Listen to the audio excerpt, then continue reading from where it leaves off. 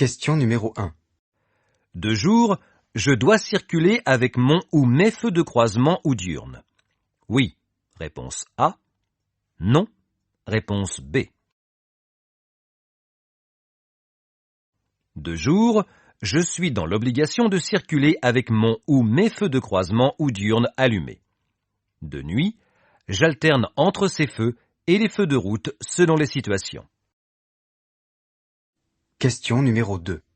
Je dois circuler en feu de route. Oui, réponse A. Non, réponse B.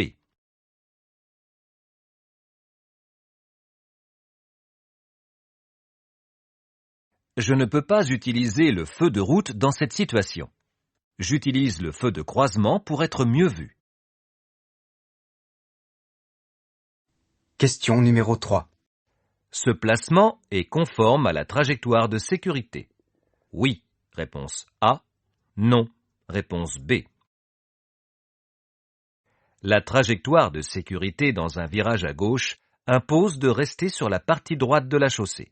Ce placement est dangereux vis-à-vis des éventuels usagers circulant en sens inverse. Question numéro 4. Je continue tout droit. Je freine fortement? Oui, réponse A. Non, réponse B. Je m'arrête? Oui, réponse C. Non, réponse D. Tout piéton émettant clairement l'intention de traverser ou étant en train de traverser bénéficie de la priorité de passage. Je m'arrête sans klaxonner. Question numéro 5. Je vais rencontrer un passage pour piétons? Réponse A. Plusieurs passages pour piétons? Réponse B. La sortie de véhicule est à 150 mètres? Réponse C. À 200 mètres? Réponse D. Les panneaux ne se complètent pas. Je vais rencontrer un passage pour piétons à 150 mètres. La sortie de véhicule est à 150 mètres et s'étend sur 200 mètres. Question numéro 6. Le risque de perte d'équilibre et de chute est plus important sur la photo. A. Réponse A. B. Réponse B. Le risque de perte d'équilibre est plus important sur la photo A, car la chaussée est en pente et en fort dévers vers la gauche. Sur la photo B, bien que la chaussée soit humide, le freinage en ligne droite à ce stop reste moins risqué.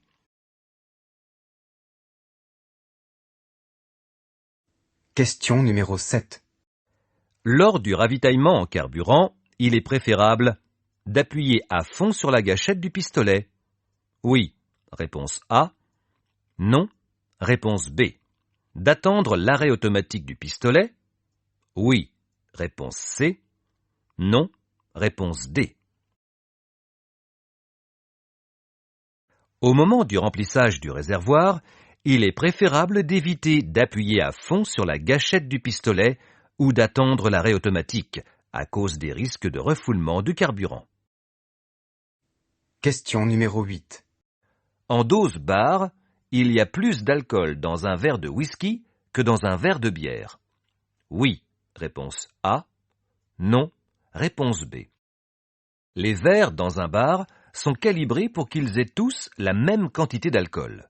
Si je bois un verre de bière, j'aurai le même taux d'alcool dans le sang que si je bois un verre de whisky. Question numéro 9. Je me décale immédiatement à gauche pour anticiper le dépassement de ces cyclistes. Oui, réponse A. Non, réponse B. J'aborde un carrefour à sens giratoire et des cyclistes se trouvent sur l'anneau principal. Je ne connais pas leurs intentions et un véhicule se trouve sur ma gauche. Je continue en attendant derrière eux. Question numéro 10.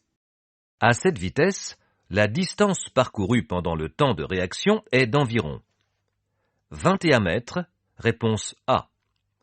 41 mètres, réponse B. La distance d'arrêt est d'environ 49 mètres, réponse C. 69 mètres, réponse D. La distance parcourue pendant le temps de réaction se calcule en multipliant le chiffre des dixièmes de la vitesse par 3. La distance d'arrêt se calcule en multipliant le chiffre des dixièmes de la vitesse par lui-même. Question numéro 11. La stabilité du motard dépend de sa position sur la moto. Oui, réponse A. Non, réponse B. L'orientation de sa tête. Oui, réponse C. Non, réponse D. Plusieurs facteurs jouent un rôle important dans la stabilité d'un motard.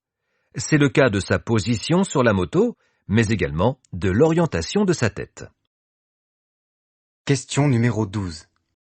La surface des tubes de fourche doit être grasse, réponse A, sèche, réponse B. Je dois contrôler régulièrement l'état et la propreté des tubes de fourche.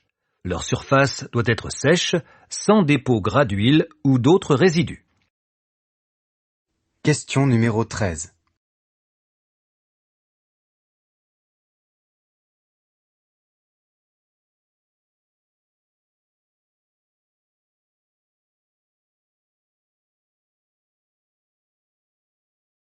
Je suis protégé par ce stop. Oui, réponse A. Non, réponse B. Je ralentis. Oui, réponse C. Non, réponse D. Je bénéficie de la priorité de passage sur cette intersection. Cependant, bien qu'ayant un stop, je n'ai aucune certitude sur le fait que ce bus s'arrête et que le conducteur a détecté ma présence. Je dois donc ralentir. Question numéro 14. Je suis stationné sur un emplacement autorisé aux 2 roues. Oui, réponse A. Non, réponse B. Je dois m'acquitter d'une redevance par le biais d'un horodateur ou d'une application mobile. Oui, réponse C. Non, réponse D. Ces emplacements sont autorisés pour tous les véhicules, moto comprises. Je dois néanmoins m'acquitter d'une redevance par le biais de l'horodateur ou en utilisant une application dédiée sur mon smartphone. Question numéro 15. Je me décale à gauche pour améliorer la visibilité. Oui, réponse A. Non, réponse B.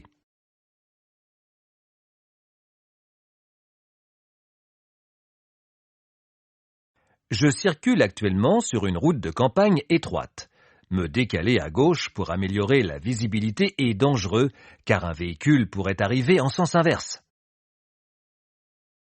Question numéro 16.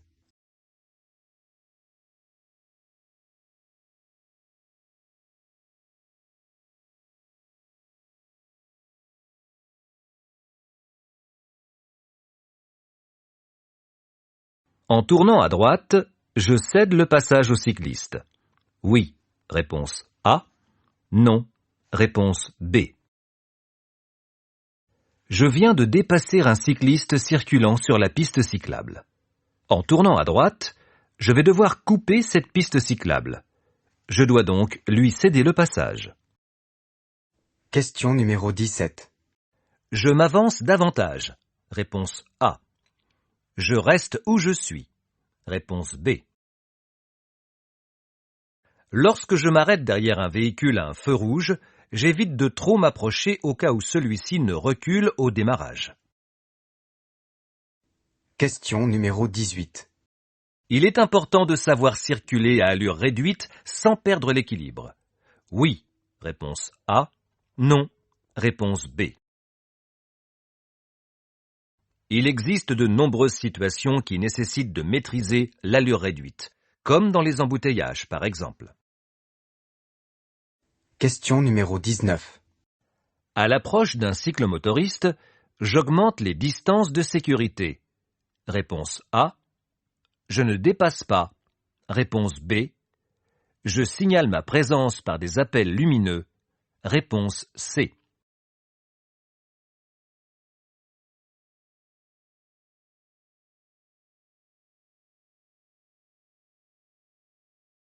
À l'approche d'un cyclomotoriste, j'augmente les distances de sécurité. Je peux également dépasser tant que le dépassement est effectué en toute sécurité et dans le respect de la réglementation.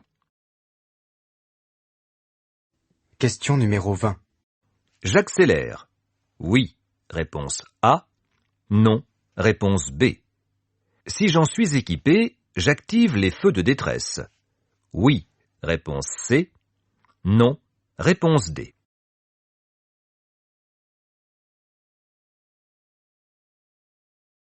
Je vais rencontrer une zone très glissante. Gravillon, plaques d'huile ou de gazole au sol, etc.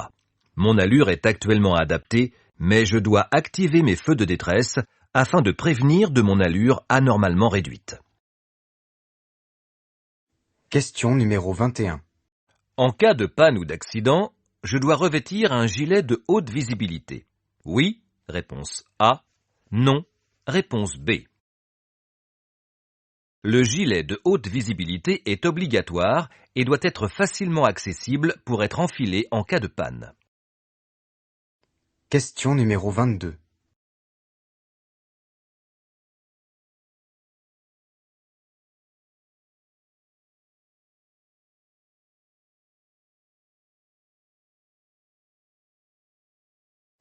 Ce véhicule est prioritaire.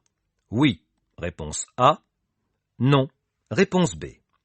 Je freine fortement. Oui, réponse C.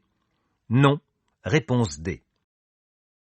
Ce véhicule est en intervention et utilise ses avertisseurs spéciaux. Il bénéficie de la priorité. Freiner fortement ne lui facilitera néanmoins pas le passage et je risque une collision avec le véhicule sur l'arrière. Question numéro 23.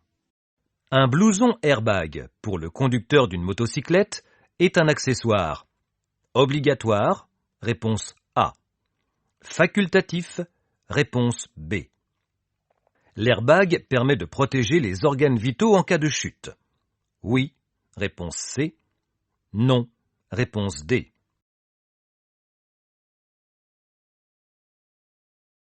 Un blouson ou un gilet airbag n'est pas obligatoire à moto. Néanmoins, il est conseillé, car il protège très efficacement les organes vitaux en cas de chute. Question numéro 24. Je ralentis. Oui, réponse A. Non, réponse B. J'aborde un feu tricolore qui peut passer au rouge d'un moment à l'autre. Je ralentis pour anticiper. Question numéro 25.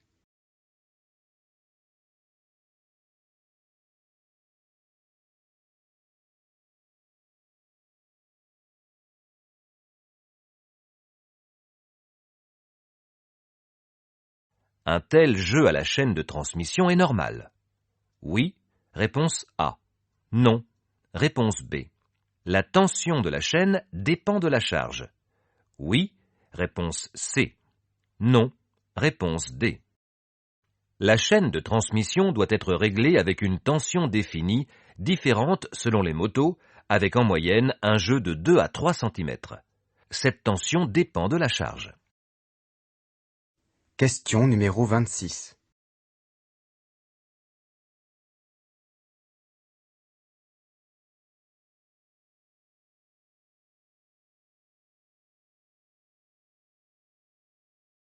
Ce véhicule bénéficie de la priorité lors de sa manœuvre. Oui, réponse A. Non, réponse B. Je dépasse en l'évitant. Oui, réponse C. Non, réponse D.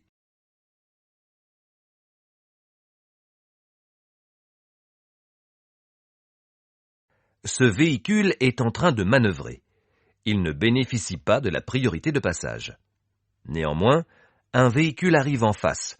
Je ne peux donc pas m'engager et je dois attendre que le véhicule termine sa manœuvre. Question numéro 27.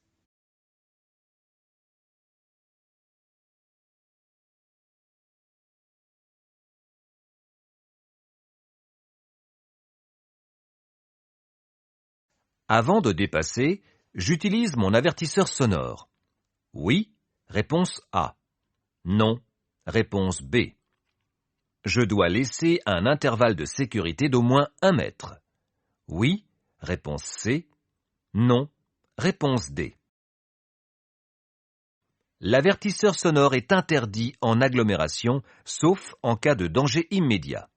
Ce n'est pas le cas dans cette situation. Mon allure est adaptée car elle me permet de m'arrêter facilement si besoin. Question numéro 28.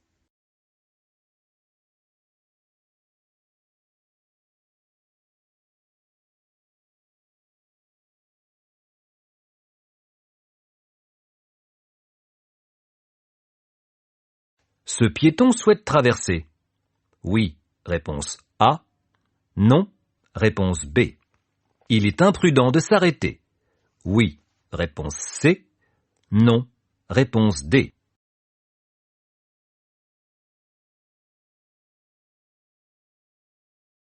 Le feu de ce piéton est actuellement au rouge. Celui-ci ne dispose donc pas de la priorité de passage. De plus, le fait que ce piéton regarde dans ma direction réduit la zone d'incertitude de celui-ci. Le fait de m'arrêter est imprudent. Cela peut surprendre des usagers arrivant derrière moi. Question numéro 29. Mon regard en virage fixe la sortie. Réponse A. Alterne entre différents points. Réponse B.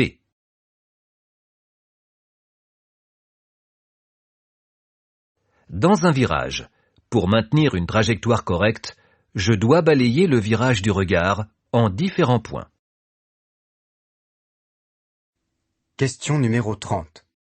Le port de bottes en caoutchouc est autorisé en formation à la conduite d'une motocyclette. Oui, réponse A. Non, réponse B. Le port de bottes en caoutchouc n'est pas autorisé à l'examen du permis de conduire. Les chaussures doivent être montantes et couvrir la cheville. Question numéro 31. Sur l'ensemble des deux yeux, l'acuité en vision de loin pour conduire une moto doit être au minimum de 7 dixièmes, réponse A. 8 dixièmes, réponse B. 5 dixièmes, réponse C. Pour conduire une voiture ou une moto, l'acuité visuelle en vision de loin doit être d'au minimum 5 dixièmes sur l'ensemble des deux yeux, avec ou sans correction optique. Question numéro 32. Dépasser par la droite ce véhicule qui indique qu'il tourne à gauche est autorisé. Oui, réponse A. Non, réponse B. Est sans risque? Oui, réponse C. Non, réponse D. Ce véhicule indique qu'il tourne à gauche sur ce giratoire. Je suis dans ce cas autorisé à le dépasser par la droite. Mais ce n'est pas sans risque, car son conducteur pourrait changer d'avis ou faire un écart. Question numéro 33. Dans ces conditions de conduite, un écran de type Pinlock permet d'évacuer la pluie, réponse A. De limiter l'apparition de buée, réponse B. De gagner en luminosité, réponse C. Un écran de type Pinlock est un écran additionnel à l'écran principal permettant de limiter l'apparition de buée et ainsi éviter une dégradation de la visibilité. Question numéro 34. Le port d'une combinaison adaptée à la circulation sous la pluie est obligatoire, réponse A. Conseillé, réponse B. Le transport des équipements du motard se fait de préférence dans un sac à dos, réponse C. Un bagage sur la moto, réponse D. Une combinaison de pluie n'est pas obligatoire, mais c'est fortement recommandé par temps de pluie, autant pour des raisons de confort que de sécurité. Je préfère un bagage sur la moto plutôt qu'un sac à dos, dangereux en cas de chute. Question numéro 35.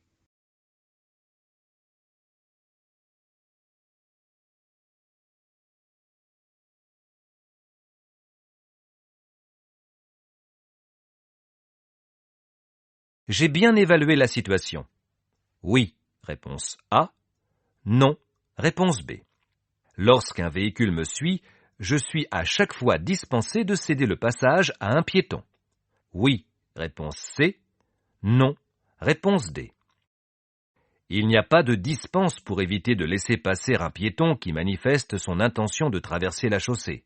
C'est à moi d'évaluer les situations de conduite et d'adapter mon allure.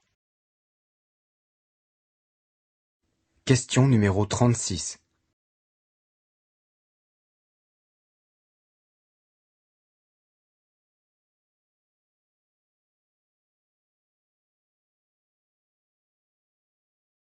Dans un giratoire, je peux ressentir les effets de la force centrifuge.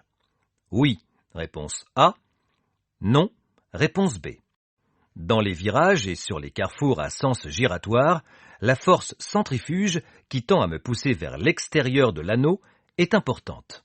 J'adapte mon allure. Question numéro 37.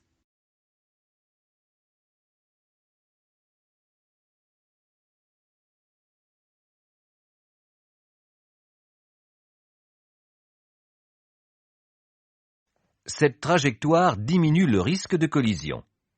Oui, réponse A. Non, réponse B. Même sur de petites routes, il est important d'effectuer une trajectoire de sécurité afin d'éviter une collision frontale, par exemple. Question numéro 38. J'effectue le contrôle du débattement de la chaîne sous le bras oscillant. Oui, réponse A. Non, réponse B. Il faut régulièrement contrôler la tension de la chaîne. Le contrôle de son débattement s'effectue par rapport au bras oscillant. Question numéro 39. La vitesse est limitée à 30 km/h. À partir du panneau, réponse A. Au niveau du passage piéton, réponse B. Les panneaux de prescription sont valables à partir du panneau jusqu'à la prochaine intersection ou jusqu'au panneau de fin de prescription. La vitesse est limitée à 30 km/h à partir du panneau. Question numéro 40.